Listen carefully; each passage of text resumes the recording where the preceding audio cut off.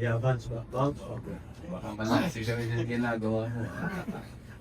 Yun masarap na ano, na panalo. No, yung nag-struggle ka, no, not an easy win.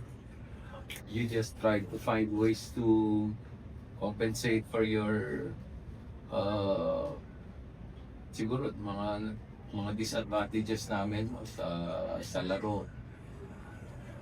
We also capitalized on the foul situation of the import. We were attacking him. We knew that there was really a tendency for him to foul.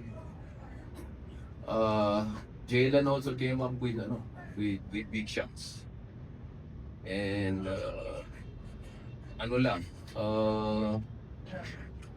we were struggling in the first half, but again, we did not give up.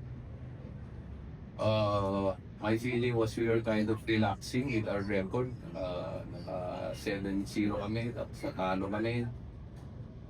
Iniisip ko, ba magtuloy-tuloy kung hindi namin maaagad na stop yung downward spiral namin.